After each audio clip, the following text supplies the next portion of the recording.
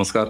प्रारंभ पर आप सभी का स्वागत। मैं अमनीश। चैनल आपने सब्सक्राइब किया है, वीडियोस को आप लाइक करते हैं, शेयर करते हैं, बहुत बहुत धन्यवाद। बेल आइकन जरूर दबा लीजिए ताकि किसी भी अपलोड की सबसे पहले सूचना आप तक पहुंचे। स्क्रीन के दूसरे हिस्से में मुझे परिचय नहीं कराना है, गौरव प्रधान जी। आइए गौरव प्रधान जी का स्वागत कर लेते हैं। गौरव जी बहुत बहुत स्वागत, नमस्कार। बहुत बहुत प्रणाम। गौरव जी, आप इधर गोवा घूम रहे थे और उस बीच आपने मुंबई में जो कुछ भी हुआ उसको बड़ा साइलेंटली, और मैं आपको सोशल मीडिया पर देख रहा था, आप बड़े मजे ले रहे हैं बीएमसी के रिजल्ट के। लेकिन बीएमसी और उसी के साथ साथ 29 जो नगर निगम हैं महाराष्ट्र के, लोकसभा 2024 के बाद विधानसभा, विधानसभा के पास के बाद शहरी निकाय, शहरी निकाय के बाद ये जो बीएमसी यानी मुंबई, और उसी के साथ 29 नगर निगम, इनमें भारतीय जनता पार्टी ने और महायुति ने स्वीप किया, बहुत अच्छा रिजल्ट आया। ये सारी चीजें बहुत डिस्कस की जा चुकी हैं दर्शकों गौरव जी के साथ।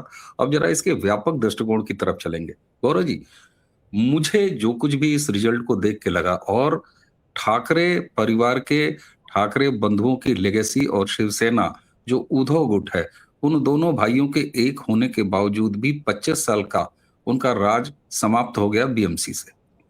मैंने जो थोड़ा बहुत समझने का प्रयास किया, अब इसे आप आगे बढ़ाइएगा, मैं सच हूं या गलत हूं, लेकिन मैंने ये जाना कि जिसने भी हिंदू हित की बात छोड़ी, जनता लगातार उसकी राजनीति समाप्त कर रही है।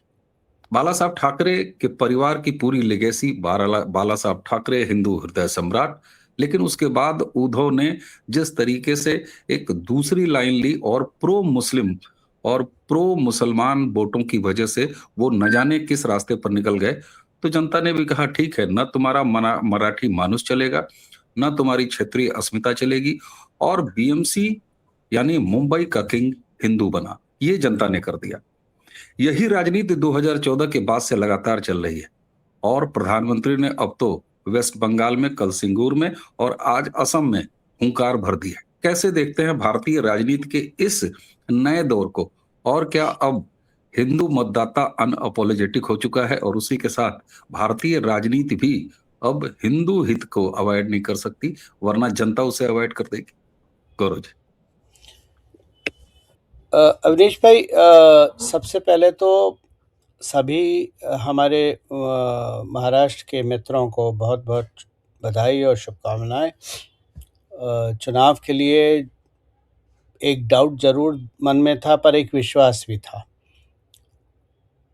25 सालों से देखिए, सबसे पहले सर्वप्रथम तो छत्रपति शिवाजी महाराज की भूमि एक बार फिर से पवित्र होने के रास्ते पे निकल रही है। और महाराष्ट्र में जितना मैं गया हूँ, घूमा हूँ, बहुत ऐसा नहीं कि मैं एक ही दो बार महाराष्ट्र में गया हूँ, मैं महाराष्ट्र के चप्पे चप्पे पे गया हुआ हूँ। जो छत्रपति शिवाजी महाराज की के प्रति निष्ठा लोगों की है, जो उनमें एक अपना क्या शब्द इस्तेमाल करना चाहिए, जो गर्व है महाराष्ट्र के नागरिक होने पे, उसको मैच करना आसान नहीं है। लेकिन 25 सालों से बाला साहब ठाकरे जब थे, वो हिंदू हृदय सम्राट थे। उनमें कोई कमी रही हो ना रही हो, वो मैं और लोगों पे छोड़ता हूँ उस पे बात करने के लिए। मैं बस ये जानता हूँ कि उनका एक प्रिंसिपल स्टैंड था, जो उन्होंने किसी भी कीमत पे कंप्रोमाइज कभी भी नहीं किया, सत्ता के लिए कंप्रोमाइज नहीं किया। ये भी सही है कि बाला साहब ठाकरे का राजनीतिक जीवन कहिए या सामाजिक जीवन कहिए, वो इंदिरा गांधी के टाइम पे शुरू हुआ था यूनियंस को तोड़ने के लिए। लेकिन उसके बाद जो उन्होंने स्टैंड लिया हिंदुओं का, और अनअपोलोजेटिक रहे वो हमेशा, जब तक रहे। और इसीलिए देखिए, जब उस इंसान का स्वर्गवास हुआ, वो महादेव के चरणों में गए, तो पूरी मुंबई और पूरा महाराष्ट्र उभर पड़ा था। मैं इस लायक तो नहीं हूँ किसी को कोई वो दे दूँ, उपाधि वगैरह दे दूँ, लेकिन एक सच्चे महादेव के पुत्र थे। उनकी जो लेगेसी है उसको आगे ले जाने का काम उद्धव और राज ठाकरे का था, लेकिन दोनों ही सत्ता के नशे में, पावर किसके पास है, उन्होंने इतने साल लोगों को मराठी मानुस का चूरन बेचा। दो चीजें महाराष्ट्र में बहुत ज्यादा हुई, एक तो मराठी मानुस और दूसरा जो उन्होंने बोला कि मुंबई के बारे में, कि स्पिरिट ऑफ मुंबई, मतलब मुंबई में बाढ़ आए लेकिन मुंबई बंद नहीं होती है, मुंबई में सड़कें टूटे लेकिन मुंबई बंद नहीं होती है। उन्होंने एक तरह से, इन लोगों ने ये बताया कि हम कुछ काम करें ना करें मुंबई चलेगी, इसको स्पिरिट ऑफ मुंबई देखा गया। लेकिन जबकि ये मुंबई की बेचारगी थी, क्योंकि जो सच में मराठी मानुस है उसको समझ में नहीं आ रहा था कि वो करे तो करे क्या। एक बार मैं एक मित्र के यहाँ जा रहा था, मेरे होटल से उनका घर 4-5-6 किलोमीटर था कुछ, हमें 1.25 घंटा लग गया। तो अब देखिए, जहाँ तक नगर पालिकाएं होती हैं, जो लोकल बॉडीज होती हैं, ब्लंट रूप से अगर बोला जाए तो करप्शन हर जगह है, लेफ्ट राइट सेंटर करप्शन है। और उसमें ये कहना कि ये सुधरा हुआ है, ये गंदा है, ऐसा कुछ नहीं, सब एक ही थाली के मित्र हैं। मेरी उम्मीद है कि शायद मोदी जी से कुछ सीख के, अमित शाह से कुछ सीख के, जो नए नवनिर्वाचित लोग हैं वो अब जाके सच में कुछ काम कर दें लोगों के लिए। क्योंकि ये सपना दिखाया गया कि मुंबई को सिंगापुर बनाना है, किसी ने कहा मुंबई को लंदन बनाना है। मुझे तो ये बात समझ में नहीं आती है कि भारत में रह के हम भारत के सिटीज़ को लंदन और सिंगापुर क्यों बनाने जा रहे हैं। हम मुंबई को मुंबई बनाए ना। मुंबई की पहचान को हम लंदन और सिंगापुर से ओवरशैडो क्यों कर रहे हैं। मुंबई का ट्रेडिशन, महाराष्ट्र का ट्रेडिशन, मराठा ट्रेडिशन, वहाँ का कल्चर, वही तो उनकी रूट्स हैं। आप जड़ों को काट के उसको लंदन और सिंगापुर बनाने के सपने दिखा दो लोगों को, उसके बाद बड़े बड़े टावर खड़े कर दो, पार्किंग की जगह है नहीं, टावर खड़े होंगे तो स्लम आएगा। तो अब उम्मीद है कि महाराष्ट्र के बाकी भी हिस्से और ख़ास तौर से मुंबई, जो असली पहचान है मुंबई की, वो उभर के सामने आए। और उसमें जो मुंबई का सबसे बड़ा स्लम है, जिस पे लोगों ने पिक्चरें बना के करोड़ों कमा लिए, उम्मीद करते हैं कि उसका भी उद्धार हो जाएगा। ऐसी आशा के साथ ही हम चल सकते हैं, और एक बार अगर वो बदल गया तो बहुत कुछ बदल सकता है। तो ये जीत जो है, अब मैं इस जीत में नहीं जा रहा, क्योंकि यहाँ पर जो पॉलिटिकल गेम खेले गए हैं वो शायद यहाँ समझाना उचित नहीं है। वो मैंने अपने चैनल पे लिखे हैं कल रात को, मेरा जो एनालिसिस है वो मैंने लिखा है। 6 घटक दल थे और 6 घटक दल को तोड़ना कैसे संभव हो पाया, तो वो मैंने लिखा है। लेकिन हाँ, अब चुनाव हो चुके हैं, रिजल्ट आ चुका है, नवनिर्वाचित अपनी अपनी जगह पे पहुंच चुके हैं, कल रात और आज वो सेलिब्रेशन कर चुके हैं। अब सोमवार से काम करना शुरू कर दें, मेरे ख्याल से वही सबसे अच्छी चीज़ होगी मुंबई के लिए और भारत के लिए। देखिए, मैं आपके चैनल के माध्यम से मुंबई के दर्शक अगर देख रहे हैं तो मैं इनको एक बात बोलूँगा, और मुंबई के ही नहीं, मैं कर्नाटक के दर्शकों को भी बोलूँगा, मैं बंगाल के भी बोलूँगा, मैं भारत के हर स्टेट के दर्शकों को बोलूँगा, अपनी मातृभाषा पे गर्व करना कोई बुराई नहीं है। अपनी मातृभाषा पे गर्व करना चाहिए। मैं अपनी हिंदी पे गर्व करता हूँ, आप अपनी मैथिली पे गर्व करते हैं, और लोग पंजाबी अपने पंजाबियत पे गर्व करते हैं। सबका एक चरित्र होता है, सब भाषा का। क्योंकि हम कितने भी पढ़ लिख जाएं, हम कितने भी फर्राटेदार अंग्रेजी बोल लें या कोई भी फॉरेन लैंग्वेज बोल लें, मान लीजिए कल मैं कन्नड़ बोलना शुरू कर देता हूँ या मराठी बोलना शुरू कर देता हूँ, लेकिन मैं अपने दिमाग में जब सोचूंगा तो मैं अपनी मातृभाषा में ही सोचूंगा, और वही सोच सबसे अच्छी होती है जो आप अपनी मातृभाषा में ही सोचते हैं।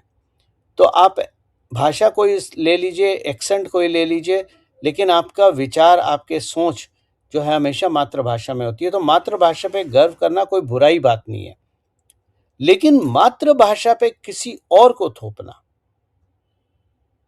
कि तुम अगर यहाँ रहोगे तो तुम्हें यही भाषा बोलनी है, मेरे ख्याल से वो जो मातृभाषाओं की, जो भारत की विविध भाषाओं की स्पिरिट है, उसके अगेंस्ट है। हाँ, मैं अगर लंबे समय तक महाराष्ट्र में रहता हूँ या लंबे समय तक कन्नड़ में रहता हूँ और मुझे ज़रूरत लगती है कि मुझे आपस में कम्युनिकेट करने के लिए लोकल भाषा का ज्ञान होना आवश्यक है, तो मैं लोकल भाषा का ज्ञान करूँगा, बिल्कुल। सीखूँगा। लेकिन अगर मैं मान लीजिए 2 महीने के लिए जा रहा हूँ, 6 महीने के लिए जा रहा हूँ, मेरी जॉब लेके जा रही है, उसके बाद मुझे वापस आना है, तो फिर क्या होगा? अब 6 महीने, साल भर में तो मैं भाषा नहीं सीख सकता ना। बिल्कुल। तो हमें इन चीज़ों का ध्यान रखना है, और ये केवल महाराष्ट्र के बारे में नहीं कह रहा, ये केवल कन्नड़ा के बारे में नहीं कह रहा, ये मैं भारत के विभिन्न हिस्सों के बारे में कह रहा हूँ, भारत की हर भाषा के बारे में कह रहा हूँ, चाहे वो बंगाली हो, चाहे पंजाबी हो, चाहे कश्मीरी हो, चाहे शीना हो, ठीक है? तो हमें सीखना चाहिए। बिल्कुल गुरुजी। अच्छा, एक चीज और, ये जो आपने भाषाई अस्मिता की बात की, ये बिल्कुल वैलिड पॉइंट है। उसके साथ क्षेत्रीय अस्मिता, जो मराठा कल्चर, आमची मुंबई, एक ही है।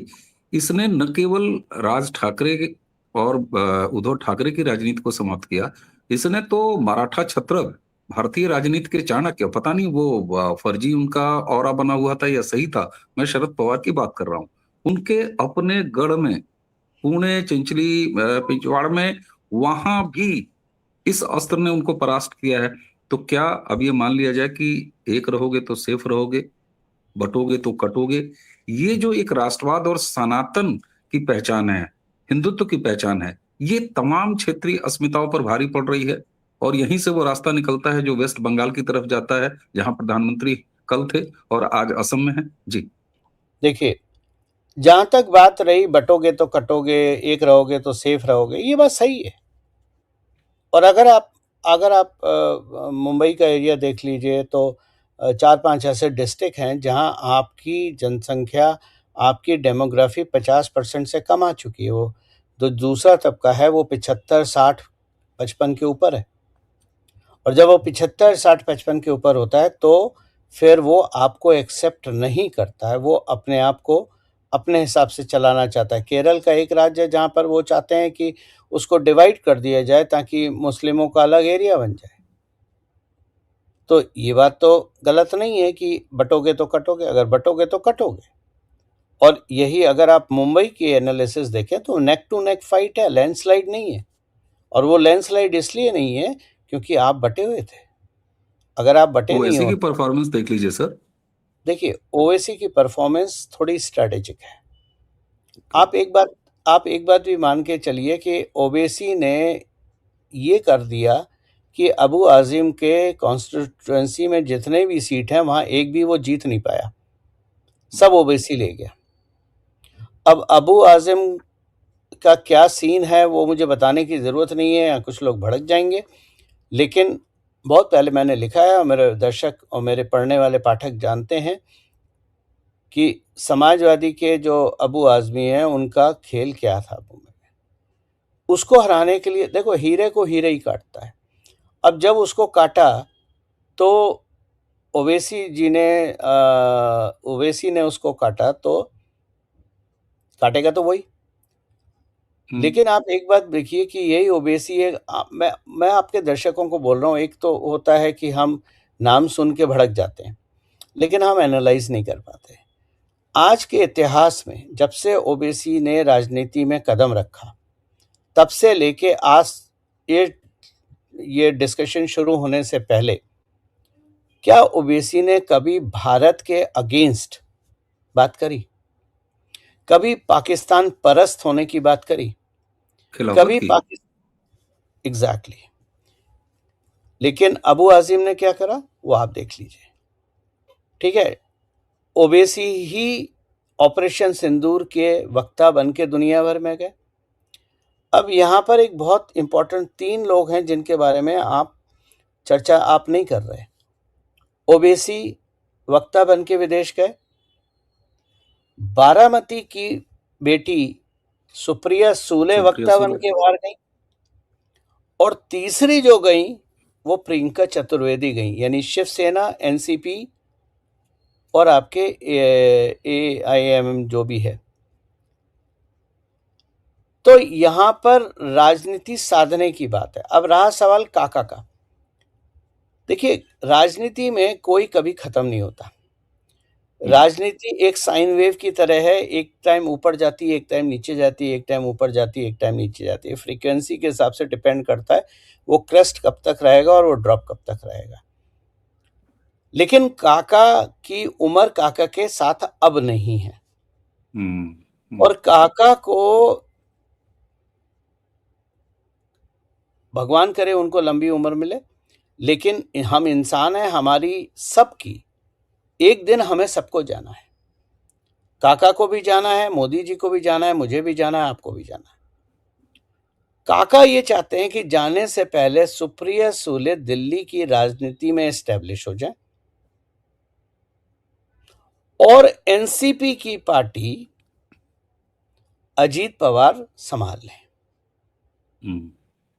तो ये सारे काम करने के लिए राजनीति में गिव एंड टेक भी होता है। अरे ये बात समझ में, राजनीति को कभी भी हम राजनीति को पड़ोस की लड़ाई समझते हैं। हमारे दर्शक दोस्त हैं जो राजनीति को पड़ोस की लड़ाई समझते हैं कि अच्छा तूने ऐसा बोला, चल बाहर निकल, खत्म, जिंदगी भर बात नहीं करेंगे। राजनीति वो नहीं होती है। बिल्कुल। राजनीति में ना कोई दोष है ना दुश्मन है। यही शरद पवार को आपने पद्मा अवार्ड दिया था, और वो क्यों दिया था वो भी मैं समझा चुका हूं। आप कुछ भी बोल दीजिए, ये चाणक्य थे, अब चाणक्य नहीं है, ये थे, ये नहीं है, लेकिन शरद पवार जी का अपनी महाराष्ट्र की राजनीति में एक स्तंभ है। वो एक मराठा नेता हैं, वो मराठी नहीं मराठा नेता है। फर्क समझो, मैं यहाँ भाषा और उसकी बात नहीं कर रहा, मैं क्लैन की बात कर रहा हूं। एग्जैक्टली। और उनके टक्कर का अगर कोई नेता है तो नीतीश राणे हैं। काका बारामती के राजा हैं, राणे कोंकण बेल्ट के राजा हैं। इसके अलावा जितने भी और हैं वो मराठी मानुस हैं, मराठा नहीं है। बिल्कुल। तो ये चीजें समझने वाली हैं। पिछले कई साल से, जब से महाराष्ट्र का गेम शुरू हुआ, मैंने हमेशा समझाने की कोशिश करी कि महाराष्ट्र की राजनीति मराठा ही संभाले। लोग भड़क जाते हैं, लोग बुरा मान जाते हैं। अब जैसे 2 दिन पहले मैंने बोल दिया कि मराठू माइनस 6 फीट अंडरग्राउंड, अब इन्होंने अपने ऊपर ले लिया। मैं मराठी अरे बाबा पूरा तो पढ़ो। मैं मराठी मानुस जो हैं महाराष्ट्र के, उनकी बात नहीं कर रहा हूं। मैं उन मराठी मानुस की बात कर रहा हूं जिन्होंने मराठी मानुस का चूरन बेचा है। देखिए, भारत की हर इंच भूमि भारत के 140 करोड़ नागरिकों की है। हम किसी को यूपी में आने से नहीं रोक सकते, और हमको कोई महाराष्ट्र या कर्नाटका या कहीं पर भी जाने से नहीं रोक सकता। ये भारत का संविधान है। लेकिन अपनी पहचान को बना के रखना और अपनी पहचान पे गर्व करना जरूरी है। वही तो आपका चरित्र है। चरित्र का अर्थ ये थोड़ी ना है कि आपने सबकी गर्दन पकड़ी और निचोड़नी शुरू कर दी, मोड़नी शुरू कर दी। अपनी जड़ों को मजबूत रखो। भाई, आम का पेड़ अपनी जड़ों को मजबूत करके फल निकालता है। उसका फल ये देख के नहीं खाया जाता कि कौन सी जाति खा रही है, कौन से स्टेट वाला खा रहा है। भाई, जो लंगड़ा आम है वो सारी दुनिया में जाता है। हर रंग का, हर धर्म का, हर मजहब का बंदा उसको खाता है। तो be like a tree which bear a fruit rather than डंडे खड़े कर दिए बांस बना के कि तुम अगर ये नहीं करोगे तो हम तुम्हें ठोक देंगे, हम तुम्हें मार देंगे, हम तुम्हें भगा देंगे। बुरा ना माने, लेकिन अगर यूपी और बिहार के लोगों ने निकालना शुरू कर दिया ना, तो सारी डेवलपमेंट ठप हो जाएगी। मुंबई में तो कहते हैं कि भैया चले गए, तब 90s में कहते थे भैया चले गए अगर एक दिन के लिए तो मुंबई रुक जाएगी, ठहर जाएगी, जहां है वहीं खड़ी रह जाएगी। तो मुंबई सबकी है, जैसे लखनऊ सबका है, जैसे दिल्ली बिल्कुल सबकी है, जैसे चेन्नई और बेंगलोर सबका है, वैसे ही मुंबई भी सबका है। बिल्कुल ठीक बात है। आपकी बात से एक इशारा तो साफ साफ दिखाई दे गया कि शरद पवार कहीं ऐसा तो नहीं है कि अगले नीतीश कुमार हैं। मैं जब नीतीश कुमार कह रहा हूं तो उनका जो है राष्ट्रवाद नहीं, के प्रति समर्पण नहीं, और नहीं, काका नहीं, काका एक्टिव रहेंगे, लेकिन काका अपनी पार्टी के एडवाइजर रहेंगे जब तक रहेंगे। मैंने आपको बताया काका का इस वक्त मूल उद्देश्य जो है वो सुप्रिया जी को केंद्र की establish करना। राजनीति में एस्टैब्लिश करना है। और कोई बड़ी बात नहीं कि कल को रीशफल हो और सुप्रिया जी एनसीपी सपोर्ट करे और सुप्रिया जी किसी रूप में किसी मंत्रालय में एमओएस या कुछ बन के बैठ जाए।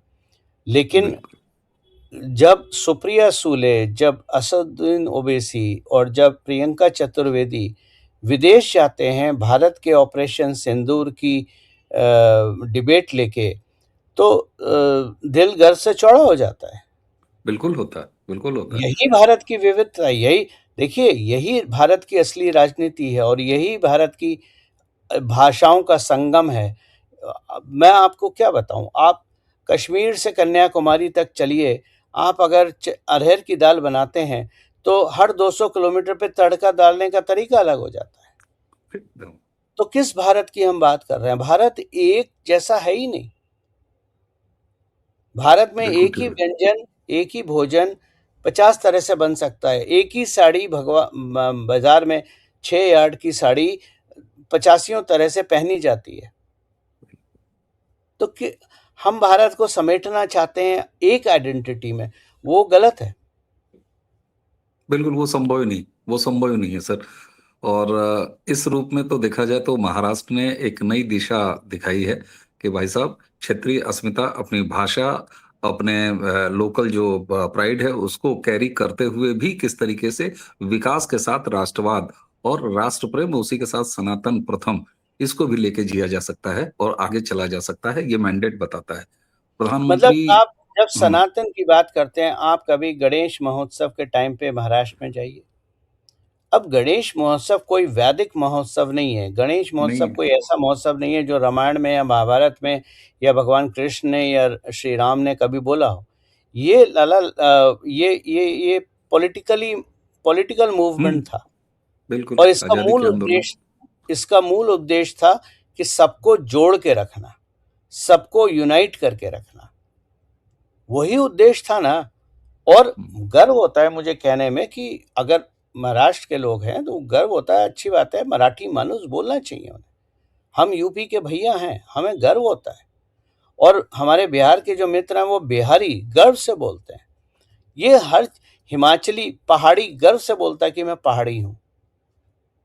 तो अपनी लोकल आइडेंटिटी पे गर्व होना अच्छी बात है, लेकिन जो लोग लोकल मतलब स्टेट वाइज जो हमारी चरित्र है उसका चूरन बेच के अपनी राजनीतिक रोटियां चलाते हैं,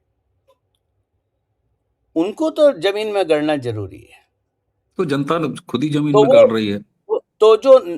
तो जो मराठी मारूस का नैरेटिव था वो ध्वस्त हो गया। वो ध्वस्त हो गया, वो जमीन में गड़ गया और वो अब नहीं निकलेगा। दूसरी बात आप एक समझ लीजिए, जो यंग जनरेशन है ना, उसको कोई फर्क नहीं पड़ता। उसको डेवलपमेंट चाहिए, उसको अपॉर्चुनिटी चाहिए, उसको सपोर्ट चाहिए और वो फ्रीडम चाहिए भारत में, जहां वो जो चाहे वो अपने सपने पूरे कर सके। बिल्कुल तो बिल्कुल। जहां 70 साल के नरेंद्र मोदी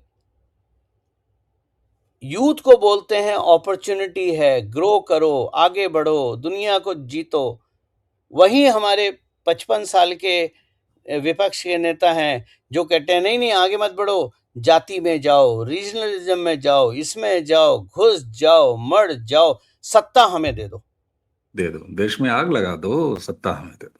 सत्ता हमें दे दो।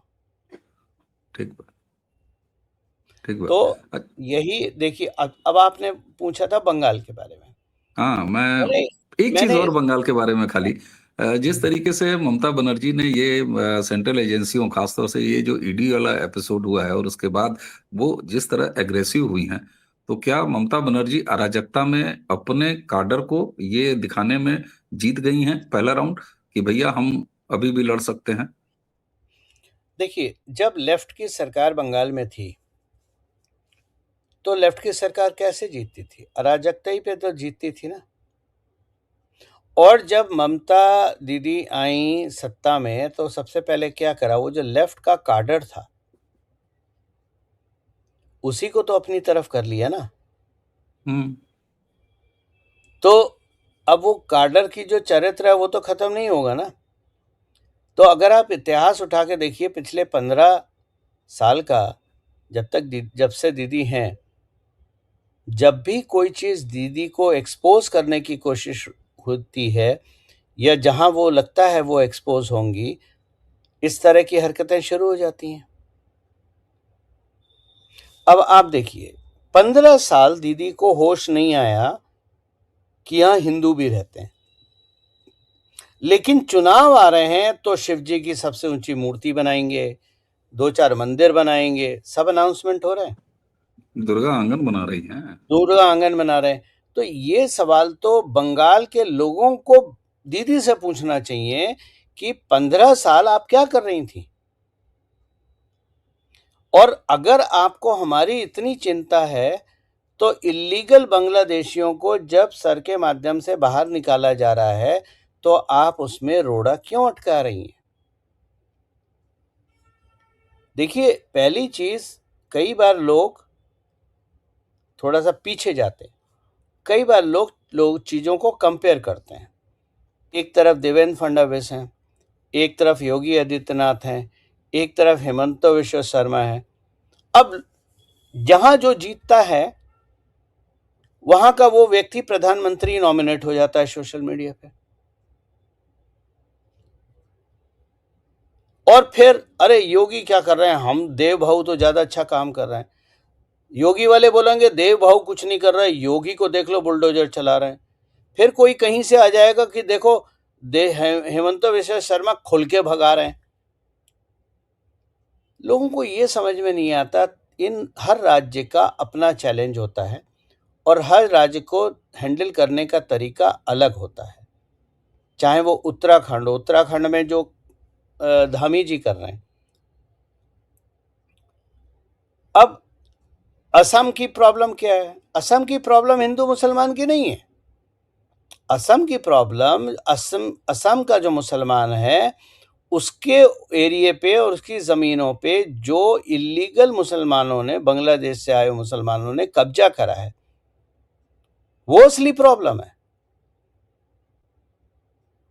लेकिन और उसको हैंडल करने का तरीका वो हो ही नहीं सकता जो आपका यूपी का है, या जो उत्तराखंड का है, या जो गुजरात का या महाराष्ट्र का है। तो हर इंसान अपनी तरह से काम करता है। अब आप बोलिए कि गौरव प्रधान इतनी आपने बातें बोली, हम 45 मिनट का वीडियो हो जाता है, इसको थोड़ा आप तेज तेज बोलिए और हम 20 मिनट में कवर कर दें। मैं आपसे हाथ जोड़ लूंगा, ठीक बात है। क्योंकि मैं 20 मिनट में नहीं बोल सकता। मेरा दिमाग कोई चीज सोचता है, प्रोसेस करता है, समझता है और सारी चीजें चेक करने के बाद मुख से निकालता है। हाँ, बहुत सारे अच्छे विद्वान हैं जो 20 मिनट नहीं, ये बात को शायद 10 मिनट में खत्म कर देंगे। तो अप्रोच सबकी सही है, लेकिन करने का तरीका सबका अलग है। अब अटल जी की भाषा में बहुत सारे पॉज होते थे, बिल्कुल बिल्कुल। तो क्या वो गलत थे? मोदी जी की भाषा में नहीं होते हैं, तो क्या मोदी जी सही हैं? ऐसा तो नहीं है ना। तो देखिए, बंगाल को, महाराष्ट्र को, गुजरात को, हर जगह को हैंडल करने का तरीका अलग होता है। कुछ चीफ मिनिस्टर डर के काम करते हैं, नए हैं, डर के काम करते हैं, उनको मेंटरशिप चाहिए, उनको समझ चाहिए, उनको बड़ों का मार्गदर्शन चाहिए। क्योंकि आप एक बात सोचिए, at the end of the day हम एक इलेक्टोरल पॉलिटिक्स में बैठे हैं, जहां आपको 5 साल बाद चुनाव तो जीतना ही है ना।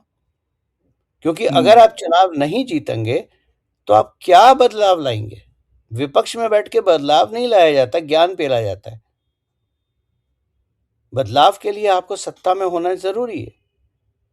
तो कई बार आप साम दाम दंड भेद का इस्तेमाल करते हैं, कई बार आप अलायंसेस का इस्तेमाल करते हैं, और यहीं पर जवाब आता है, कई बार आप ओवैसी को भी यूज करते हैं, इस्तेमाल करते हैं।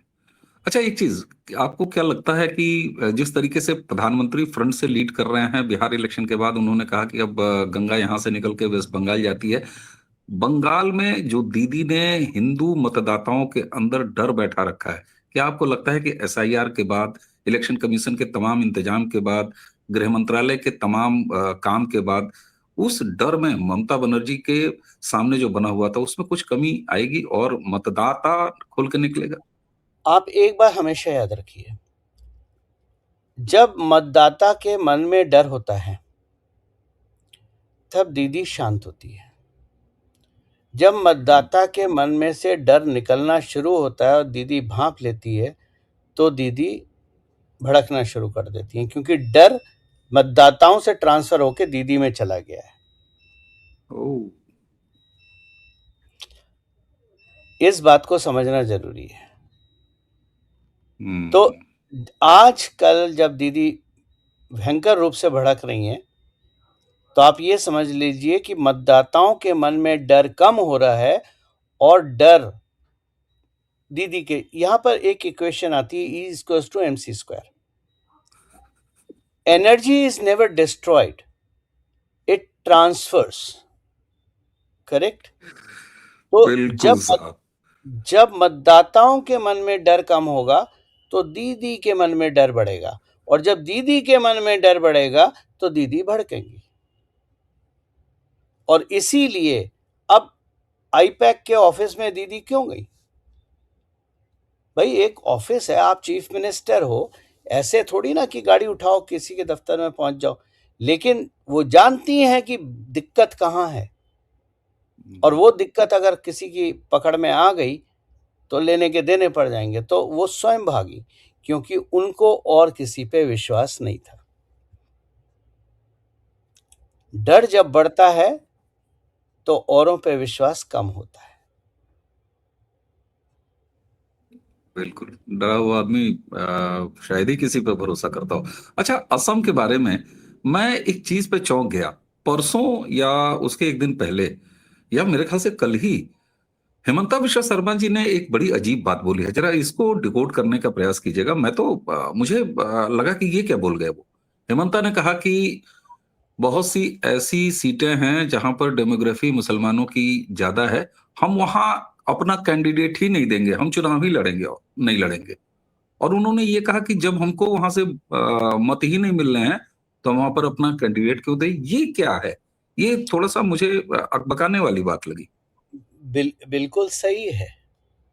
हम्म। देखिए, होता कहाँ पर है, दिक्कत कहाँ होती है, जब आप ग्रे एरिया में होते हैं। ठीक है ना, आपने भाई कैंडिडेट खड़ा कर दिया कि शायद वो जीत जाए, जबकि आपको कंफर्मेशन है कि वो नहीं जीतेगा। और कोई भी हम्म। चुनाव हो, कोई चुनाव फ्री में तो लड़े नहीं जाते, चुनाव में खर्चा तो होता ही है, चाहे कितना भी हो। तो हम अपनी ऊर्जा को और पैसे को वहां क्यों बर्बाद करें जहां हमारा 0.00001% भी जीतने का चांस नहीं है। तो रादर देन वो सारी एनर्जी हम उस जगह लगाएं जहां हम पहली चीज तो पूरे जीत सकते हैं, और जहां हम एज पे हैं। और अगर आप सारी कॉन्स्टिट्यूंसी देख लीजिए, असेंबली कॉन्स्टिट्यूंसी असम की, तो हम उस जगह पे हैं जहां हम जीत सकते हैं। दूसरी बात आप भूल रहे हैं, कांग्रेस का फोकस क्या होगा? कांग्रेस का फोकस होगा उन जगहों पे जहां पर हम नहीं जीत रहे हैं। जहां पर हम चुनाव नहीं लड़ने जा रहे। हम्म, तो आपने एक तरह से कांग्रेस को समेट दिया एक कोने में। तो ओके। आपने इन सबको एक कोने में समेट दिया और अब आपके पास पूरी फुटबॉल फील्ड खेलने के लिए बची है। तो हेमंता की सोच सही है। हम्म, इन जगह समय बर्बाद करना। अब यहाँ का दूसरा आप हिस्सा देख लो। बीएमसी का इलेक्शन हुआ, ठीक है। इलेक्शन तो असेंबली के भी हुए, लोकसभा के लिए। मैं उधर नहीं जा रहा, मैं लेवल पे आ रहा हूँ, रिसेंट लेवल पे आ रहा हूँ। बीएमसी का इलेक्शन हुआ, भाजपा ने कितने मुसलमान खड़े करे? मैं लोकसभा में जानता तो कितने नहीं, लेकिन मुसलमान बेहद करे? हाँ, नहीं किए, नहीं किए। यूपी में कितने मुसलमान खड़े करे? जब आपको पता है कि आपको वहां नहीं जीतना है, तो अपनी ऊर्जा और अपने विनिंग रेशियो को कम क्यों करें? भाई, अगर हम 100 जगह जीत सकते हम्म, हैं और हमने वहां 80 जगह जीत लिया, तो हमारी विनिंग परसेंटेज 80 हुई ना। हम्म, लेकिन आपने खड़ा 200 कर दी है और जीतने आपको 80 हैं, तो आपकी विनिंग परसेंटेज क्या हुई? वो कम हो जाएगी, सही बात है। वैसे भी हेमंत दास तो ये कह चुके हैं कि हमको मियां भाई का वोट नहीं चाहिए, वो तो मतलब नहीं ब्लंटली चाहिए, बोलते हैं। हमें नहीं और चाहिए। और धुबरी देखिए ना, असम की धुबरी सीट ही है ना, जहां से मतलब 10 लाख से ऊपर से जीत हासिल किया मुसलमान कैंडिडेट ने, मुझे नाम नहीं ध्यान आ रहा उसका। तो ये क्या मतलब, इसको पार्टी लीडरशिप, जो सेंट्रल लीडरशिप है, उसकी नीति समझी जाए, या ये हेमंता बिश्व शर्मा ने असम के लिए स्पेशली बनाई है? देखिए, हमेशा सोच ये रही है लोगों की, और इसमें मैं खास तौर से, देखिए, लोगों की सोच जो होती है उसका बुरा नहीं मानना चाहिए, क्योंकि लोगों हम्म, का एक सीमित दायरा होता है, सोचने का भी दायरा सीमित होता है, इसलिए बुरा नहीं मानना चाहिए। दिक्कत तब होती है जब ये बचकानी सोच मीडिया वालों की और सो कॉल्ड इंटेलेक्चुअल पैनलिस्ट की होती है, ठीक है। तो हमेशा भाजपा में जो रहा है, हमेशा ये सोचा जाता है कि सेंटर डिक्टेट करता है। अब मैं भाजपा का मेंबर तो हूं नहीं, ना मैंने हम्म, कभी भाजपा के ऑफिस गया हूं, ना मैंने कभी भाजपा के किसी नेताओं से मैं बात करता हूं, लेकिन जो मेरी एनालिसिस है, जो मेरी सोच है, जो मुझे देख के दिखता है कि सेंट्रल लीडरशिप एक विजन देती है। ओके। हम्म, एक ओवरऑल देश का विजन होता है, स्टेट का मिशन होता है। उसके बाद जो स्टेट लीडरशिप है, उसको फ्री हैंड देती है, उसको एग्जीक्यूट कैसे करना है। अब उस एग्जीक्यूशन में अगर सेंटर की जरूरत है, भाजपा के सेंट्रल कार्यालय की जरूरत है, उनके नेताओं की जरूरत है, तो वो डिमांड रखी जाती है। हम्म, ठीक है ना भाई? ठीक है, यहाँ हम नहीं जीत सकते, लेकिन हमें मोदी जी की 10 रैलियां चाहिए, या हमें योगी महाराज चाहिए, या हमें देवेंद्र फडणवीस चाहिए, या कोई और चाहिए, या धामी चाहिए। आ रही बात समझ में? तो वो चीजें फिर केंद्र में डिस्कस होती हैं और केंद्र सपोर्ट करता है। लेकिन यहाँ कांग्रेस वाला मॉडल नहीं है कि टिकट भी वहां से आएगी, क्या करना है वो भी वहां से आएगा, किसको खड़ा करना है वो भी वहां से आएगा। हर चीज सेंटर से ही, सेंटर भी नहीं बोलना चाहिए, हर चीज एक परिवार से आएगी। फैमिली से। क्योंकि हम्म, जिस पार्टी का प्रेसिडेंट ये कहता हो कि मैं नहीं डिसाइड करूंगा, हाई कमांड डिसाइड करेगी, तो आप उससे समझ लीजिए वहां पर प्रेसिडेंट की औकात क्या है। वहां तो सब कुछ हाई बिल्कुल। कमांड है। हाई कमांड मीन्स 3 लोग डिसाइड करते हैं बैठ के, माँ बेटा बेटी। भाई, मैं आपको एक छोटी सी चीज बोलूं, और मैं ये पार्टी विशेष की बात नहीं कर रहा, मैं सभी पार्टियों को दे रहा हूं। जब आप हेमंता को देखते हैं, तो हेमंता के दिमाग में कुछ प्रोजेक्ट हैं भारत को, असम को आगे बढ़ाने के लिए। जब आप मुंबई में देखते हैं, महाराष्ट्र में देखते हैं, देव फडणवीस का कुछ है कि हमें यहाँ पर ये बनाना है, इंडस्ट्रियल कॉम्प्लेक्स बनाना है, एयरपोर्ट बनाना है, कुछ बनाना है। जब आप योगी महाराज को देखते हैं, तो जी हमें जेवर एयरपोर्ट बना रहा है, उसको ट्रांसपोर्ट एयर फ्रिगेट का सेंटर बनाना है, हमें हाईवे बनाने हैं, हमें जो हमारे धर्म स्थल हैं उनका उत्थान करना है, ब्ला ब्ला ब्ला। रेवंत रेड्डी को देख लें तो उनको उनका अपना एक विजन है तेलंगाना के बारे में जो वो करना चाहते हैं। कर्नाटक का क्या है कि कभी ध्यान दिया? कांग्रेस की सरकारों में तो हमेशा से रहा है, नहीं, इंदिरा के तो जमाने से रहा है। भाई हालांकि रेवेंद्र रेड्डी तो कांग्रेस के हैं, तेलंगाना में ज्यादातर कांग्रेस के। अब पंजाब में भी सुनो एक सुनो आध सुनो एक्सेप्शन तो हो जाते हैं ना साहब। नहीं सुनो, आंध्र प्रदेश, चंद्रबाबू नायडू, वो एक अपने मिशन पे है आंध्र प्रदेश के लिए। रेवंत रेड्डी का अपना एक मिशन है, छोटा है बड़ा है उसमें मैं डिबेट में नहीं जा रहा, लेकिन हर राज्य के चीफ मिनिस्टर का, और कांग्रेस भाजपा की बात नहीं कर रहा, हर राज्य के चीफ मिनिस्टर का एक मिशन होता है। कर्नाटक का क्या है? क्योंकि कर्नाटक में कौन बनेगा चीफ मिनिस्टर आज तक चल रहा है, कौन किसको कंट्रोल करेगा वो आज तक चल रहा है। और वहां डिबेट ये होती है आरएसएस या बीजेपी, वहां ये कोई नहीं सोच रहा है कि कर्नाटक को कैसे ग्रो करें। और मैं कर्नाटक पूरा चप्पा चप्पा घुमा हुआ हूं, उडुपी वगैरह से नॉर्थ साउथ सब बेल्ट। मैं बताऊं, भगवान ने चुन के कर्नाटक बनाया है। इस राज्य में इतना स्कोप है कि इसको टूरिस्ट वर्ल्ड मैप पे ला सकते हैं, लेकिन आपने टूरिस्ट फैसिलिटी के बारे में तो कभी सुना ही नहीं है किसी से। आप एक बेंगलोर में बंद के रह गए, और वो ही मुंबई का हाल था, महाराष्ट्र का, कि हमने महाराष्ट्र को मुंबई में समा दिया था। हम ये भूल गए थे कि मुंबई महाराष्ट्र में है, महाराष्ट्र मुंबई में नहीं है। तो उम्मीद करता हूं कि चुने हुए नए लोग आगे बढ़ेंगे, और वही हाल अब बंगाल में है, क्योंकि हर चीज कलकत्ता है। कलकत्ता, बिल्कुल। देखिए, सबसे आसान तरीका होता है अपने एरिया में बैठ के ज्ञान फैलाना और काम करना। राज्य का मुख्यमंत्री राज्य का होता है, एक सिटी का नहीं होता है। कलकत्ता वेस्ट बंगाल में इतनी जगह हैं, चाहे आप ऊपर दार्जिलिंग चले जाइए, चाहे आप नीचे शांति निकेतन चले जाइए, और जगह चले जाइए, दीघा बीच चले जाइए। क्या दीघा बीच को डेवलप नहीं किया जा सकता? आज से 2002 में मैं दीघा बीच गया था, स्पॉटलेस बीच था। पर मुझे नहीं साहब, पता गंगा आज क्या। सागर में, अकेले गंगा सागर में महाकुंभ और कुंभ के बराबर का स्कोप है। लेकिन आप जाके देखिए, मैं तो मतलब रहा हूँ असम और बंगाल, मैंने मैंने देखिए घूमा है, मैंने देखा है मैंने क्या एक दुर्दशा बार है। मैंने एक बार भारतीय नारी, भारतीय महिला की एक व्याख्या करी थी, और इस मेरी व्याख्या को अलग मत लीजिए, इसको थोड़ा ध्यान से सोचिएगा। एक जीवन क्या होता है, एक भारतीय नारी का जीवन क्या होता है? वो एक गंगोत्री से स्वच्छ धारा के माध्यम से निकलती है, फिर वो प्लेन में आती है, मतलब हमारे तराई के इलाकों में, जब वो गंगोत्री गंगा बनती है, गंगा बन के वो अपने तटों पे लोगों का जीवन यापन करती है। एक मैरिड वुमेन, मैरिड सनातनी नारी का भी, जो वो परिवार देखती है, परिवार को बढ़ाती है, समाज को बढ़ाती है, समाज को इकट्ठा रखती है, यही माँ गंगा का काम है।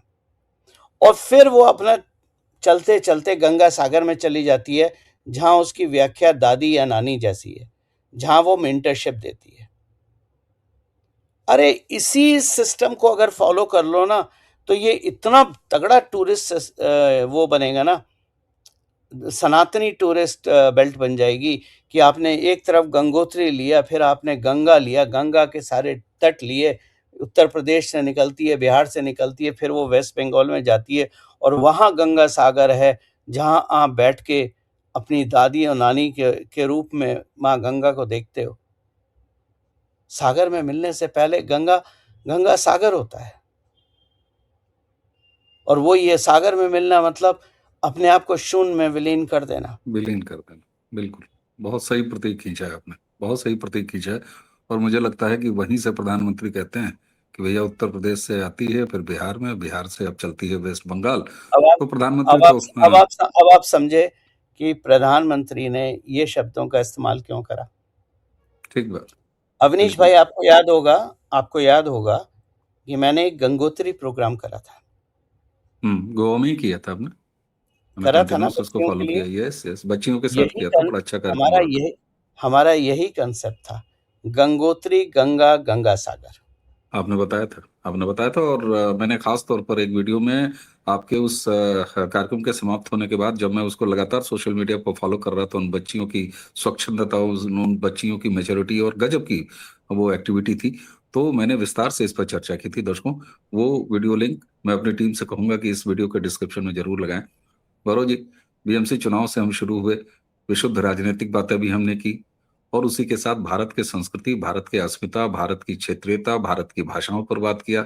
वेस्ट बंगाल जहां अराजकता दिखा रही हैं ममता बनर्जी, उनके डर को भी डिकोड किया। और अगर इतना फंडा क्लियर है कि जहां हमें वोट नहीं मिलता तो इलेक्शन स्ट्रेटजी की तरह विपक्ष को उनके दड़बे में फंसा दो, वो असम और हेमंता विश्व शर्मा की ये एक नई, मुझे जिसने पहली बार में चौंकाया स्ट्रेटजी कि भैया हमको एक तो मियाँ भाई का वोट नहीं चाहिए, और जहां से हमको वोट नहीं मिलता हम वहां इलेक्शन लड़ेंगे ही नहीं, हम फोकस करेंगे अपने पर। तो ये सबका साथ, सबका विकास, सबका विश्वास, इस फंडे को भी बहुत नेक्स्ट लेवल पर ले जाते हुए राजनीति दिखाई दी। दर्शकों, हमें उम्मीद है कि इतने कॉम्प्लेक्स इश्यूज पर हमने किसी समाचार पर बात नहीं किया, हमने एक मनोदशा पर बात किया जिसमें राजनीति भी थी, जिसमें समाज भी है, जिसमें भारत का वर्तमान भी है और आगे का भविष्य भी है। हमें लगता है कि गौरव जी के माध्यम से ये चर्चा जिस स्तर को गई है, वो स्तर आपको निश्चित पसंद आया होगा। तो अगर पसंद आया है तो जिस तरह आप चैनल को सब्सक्राइब करते हैं, वीडियोस को लाइक करते हैं, शेयर करते हैं, उसी तरह इस वीडियो को भी आगे बढ़ाइए। चैनल के बेल आइकन को जरूर दबा लीजिए ताकि आगे आने वाली किसी चर्चा की सूचना आपको सीधे मिले। तो आज की इस चर्चा के लिए गौरव प्रधान जी को अवनीश धन्यवाद भाई देते हैं। अवनीश जी। भाई, इससे पहले हम बंद करें, हम अपने 1 मिनट पिछले वीडियो के बारे में बात कर लें जो हमने पिछली बार करा था। हाँ, दर्शकों से पूछना चाहता हूं, सिल्वर $92 पर आउंस है, गोल्ड 4600 पर आउंस क्रॉस कर चुका है। आप लोग खुश तो हैं ना, जो मैंने बोला आप था? आप उस वीडियो के कमेंट देखिए, आज भी उस पर कम से कम 24 घंटे में 20 से 25-50 नए कमेंट आते हैं, और उस पर लोग कहते हैं कि काश ये वीडियो, ये चर्चा हमें और पहले मिलती। और मैं भी मौके का फायदा उठा रहा हूं दर्शकों, इसका नेक्स्ट एपिसोड जिसमें और भी कुछ नई चीजें गौरव जी के साथ मुझे बात करनी है, तो आज ही मैं आपके सामने इनके सामने प्रस्ताव रखे देता हूं, और बहुत जल्द आपको गोल्ड, सिल्वर और वो जो डॉलर के एक बड़ी व्यवहारिक वीडियो और चर्चा रही थी, उसका अगला भाग लेके हम जरूर आएंगे। गौरव जी, आपने मुझे मौका दे दिया और मैंने मौका गवाया नहीं अपने दर्शकों के लिए। बहुत बहुत धन्यवाद। तो आज की चर्चा यही समाप्त करेंगे। मुझे यानी अवनीश और गौरव जी दोनों को आज्ञा दीजिए। नमस्कार, प्रणाम, जय जय श्री राम। जय सिया राम।